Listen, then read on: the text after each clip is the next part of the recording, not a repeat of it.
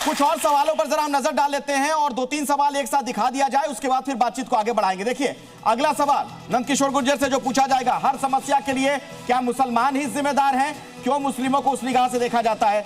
और 2-3 सवाल दिखा दिया जाए, एक साथ हम सारे सवालों के जवाब लेंगे। तो एक तो ये सवाल है, दूसरा सवाल देखिए, मुस्लिमों को शक की निगाह से क्यों देखा जाता है? ये दोनों सवाल आपस में जुड़े हुए हैं कि आखिर क्यों शक करते हैं।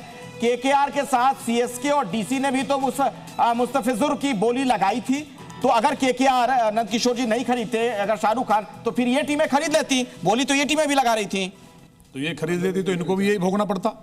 ये देश का जो को भाईजाने बनना पड़ता है, इसमें हिंदू मुसलमान की कोई बात नहीं है ना।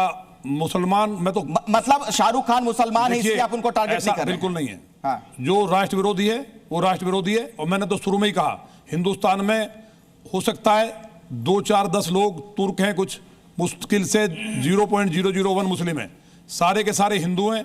सबके पूर्वज भगवान श्री राम हैं। अभी भी महाराणा प्रताप जी को देहरा गांव में जो हमारे ठाकुर थे जो कन्वर्ट हुए, और हुए कैसे कन्वर्ट? जब कत्लेआम हुआ, दुराचार हुए, बेटियों को धन को बचाने के लिए लोग कन्वर्ट हुए। कुछ लोग मेरे समाज के भी कन्वर्ट हुए और वो कहीं कुछ पहाड़ों में छुपे, कुछ नदियों के किनारे गए। उन दरिंदों ने, बाहर से आकर के लुटेरों ने बाबर के नाम पे इस देश में क्या मस्जिद बनाई जाएगी? या अब्दुल कलाम भी हुए हैं इस देश में, हमारी बेटी सोफिया भी है। पूरे देश का एक एक हिंदुस्तानी, हिंदू मुस्लिम सिख ईसाई उसका सम्मान कर रहा है। लेकिन शाहरुख खान, पहले भी कई बार बयान आए उनके, एक दूसरे वो आमिर खान है, उनके भी बयान आते हैं। सलमान का विरोध तो नहीं किया हमने। अगर हमने उनको अवार्ड दिया इसलिए दिया था कि वो हमारे जो सेंटिमेंट्स हैं, जो वहाँ कत्लेआम हो रहे हैं, उनको ना देखते हुए वो किसी को खरीद लेंगे।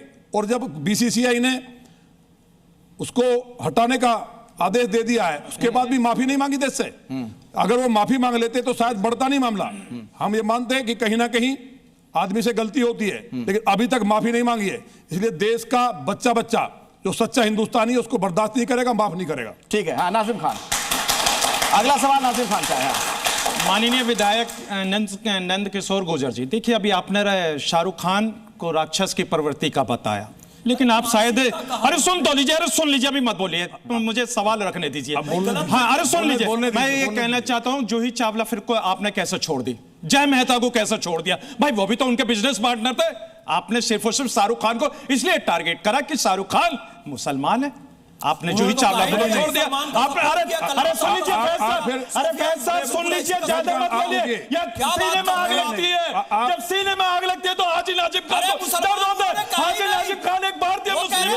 अगर आप इस तरीके की बात करेंगे बिल्कुल बर्दाश्त नहीं होगी। नहीं, ये क्या बात है? ये क्या बात है? ये किस तरीके का तर्क? अरे ये किस तरीके का तर्क है?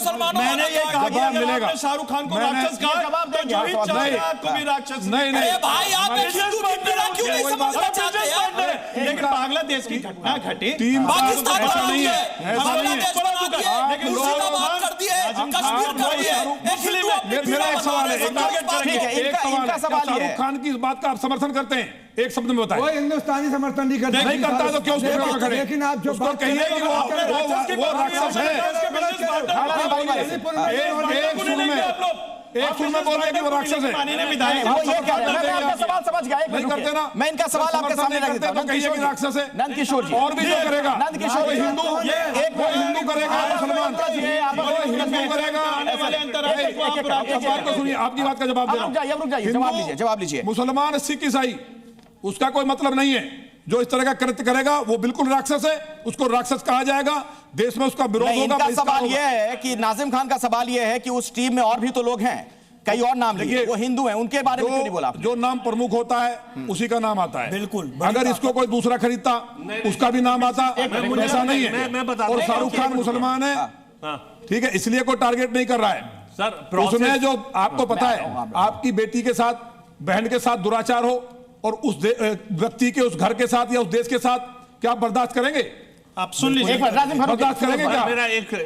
रुक जाइए, फिरोज बख्श जी को बोलने दीजिए। हाँ, क्या कहना चाहते हैं सर आप? फिरोज बख्श साहब, देखिए, मैंने सबको बड़े सब्र और तहम्मुल से सुना, बहुत धैर्य से सुना।